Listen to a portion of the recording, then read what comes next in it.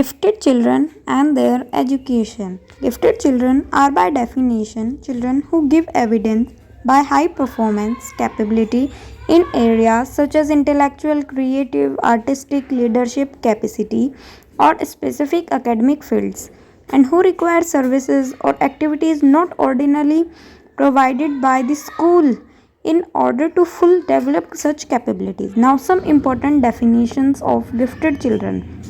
Lucito. The gifted are those children whose potential intellectual powers and abilities are at such high identitional level in both productive and evaluative thinking that it can be reasonably assumed that they could be future problem solvers, innovators, and evaluators of the culture if adequate educational experience are provided to them. Now, according to W.B. Kolsenek, the term gifted has been applied to every child who is in his group is superior in some abilities which make him an outstanding contribution to the welfare and quality living in our society.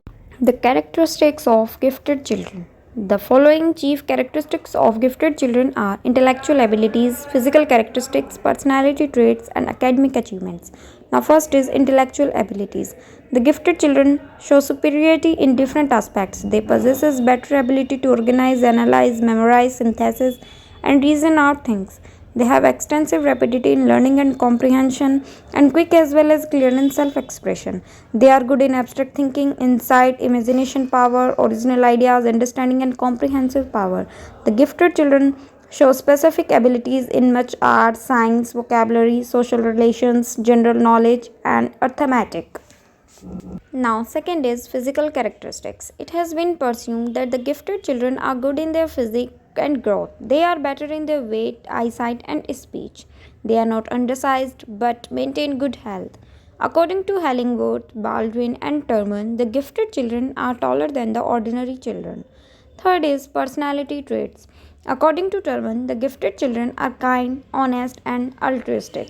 They are superior in character and mix with friends of higher age and class, though they are since dutiful, trustworthy, and high achievers in the class. They do not show proudness. They are also fond of participating in discussion, debaters, and putting reasonable questions on the classroom. Now, third is academic achievements. Normally, the gifted children enter schools and universities at an early age in comparison to the average children. The achievement quotient and educational quotient of the gifted children are high. They need lesser direction and their memory, imagination, reasoning, and power of determination are well developed. They are very punctual, enthusiasm, and they have the power of sustained attention. They participate in various literary competition, debates, and general knowledge tests and award prizes and certificates. Identification of the gifted children. The gifted children are the brain of the society whose contribution are harnessed by its prosperity and progress. The tremendous social, cultural, financial, and scientific achievements occur due to their sincere efforts and innovation. So, it is the responsibility of a country to identify the gifted children in their early school stage and plan special system of education for them. It has been presumed that the gifted children have their IQ ranging from 130 and above. According to normal distribution, they are the top percent of the student population. Others suggest that gifted children possesses IQ of 140 and higher than that. If it is taken at IQ 140, they are the top 1% of the students' population. First is intelligence tests. A mentally gifted child scores high intelligence test. The gifted are mentally alert and quick. These tests are more effective single instruments. Second is aptitude tests. The gifted children have certain special abilities which are not identified by the intelligence test. For example, those who are gifted, they have outstanding proficiency in art, drama, music, and others non-academic areas. To measure these qualities, aptitude tests may be used. Third is achievement tests. Experienced and skilled teacher may use standardized achievements tests for identification of the children with superior academic abilities. View of parents. While parents are likely to be blessed in establishing the intelligence of their children, their views are often of considerable value in identifying gifted children. Fifth is observation of a teacher. The teacher take an excellent position to observe the child and evaluate his performance. When the teacher is given the responsibility for making this kind of decision, he should use an objective criterion of evaluation as much as possible. Sixth is personality test. Some gifted children are introvert and some are extrovert. Very often the potentiality of the introverts are not duly recognized. Though personality tests are the talents of the gifted may be taken into consideration. Seventh is remark of classmates and companions. Friends and classmates comments the unusual behavior of the gifted. Although weird symptoms of the gifted are not appreciated by the peers, the teacher should wisely go through these remarks to identify the giftedness. Now, the education of gifted children. First is acceleration. Acceleration means the various provisions in a school that help a gifted child move through school at speed according to his ability and thus complete his formal education earlier than would normally be accepted. The different provisions for acceleration are mentioned below. First is early entrance into school. The child who shows better performance in physical skills, vocabulary, and other experiences before he reaches at the age of 5 should be admitted to the first grade soon. This entry at an early age accelerates the varied activities at the child in different places. Skipping grades.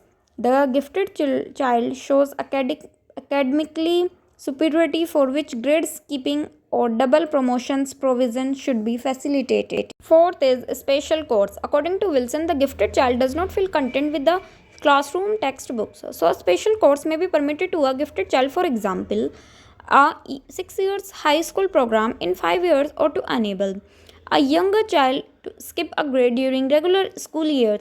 His types of provisions may be done bringing the college level courses into a secondary school syllabus. Fifth is non graded class. In the system of education, the gifted child proceeds according to his own pace.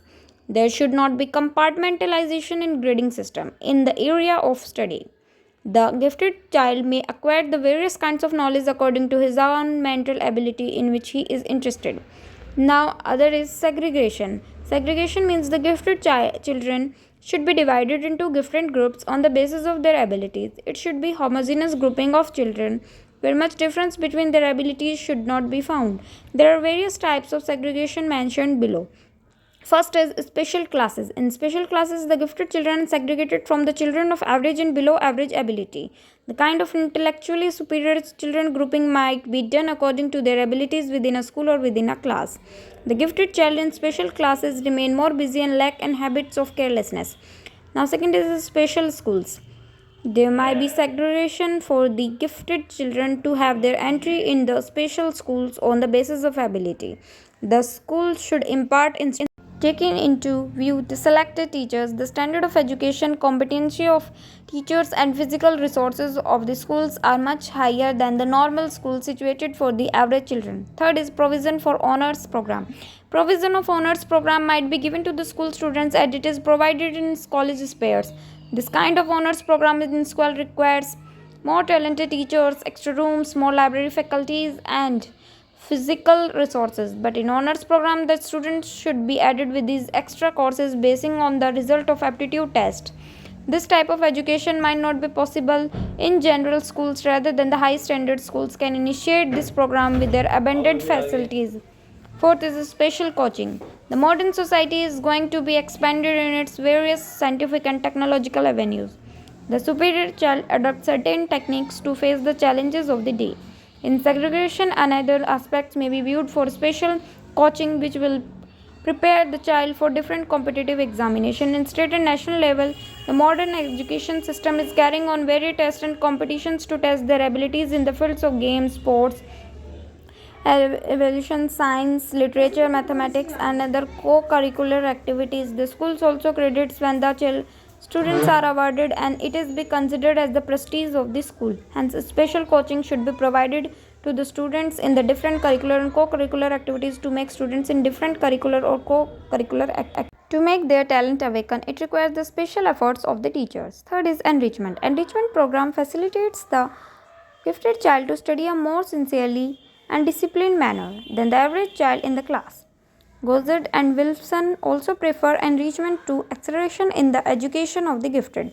Enrichment activities are of various types and those are discussed below. First is individual enrichment. When the gifted child is taught in a classroom, in its wide range of abilities, skills, interests, and specific needs are not fulfilled. So, enrichment activities should be arranged for the gifted child where he can carry it out by himself at his desk. In some cases, he may be allowed to learn individually, which he is in a small group. Second is group oriented method. Sometimes the bright child feels bored with the routine work. He finds no challenge in motivation to excel in different areas. So, a problem should be analyzed through group discussion, students' assemblies, and conferences. The teacher should guide them in order to plan their work, solve the difficulties, and evaluate the group performance. Group leaders should be selected among the growth of leadership, ability, and imagination of the gifted children. Third is reorganization of the curriculum. Reorganization of the curriculum. The gifted child becomes careless about the school curriculum mean for the average student. It happens to be very easy for him and it does not provoke his imagination power by a critical analysis of the gifted child's behavior. The curriculum should be organized here. Reorganization of the curriculum should be done by the teacher with the activities consultation of the students. The curriculum must be constructed to develop the interest of the child in schoolwork and stimulate his mental abilities. Fourth is variety of the teaching methods. There might be the change in teaching methods and new approaches may be adopted to satisfy the gifted children. The traditional teachers go in their age all days to complete their lessons assigned in the syllabus for the years.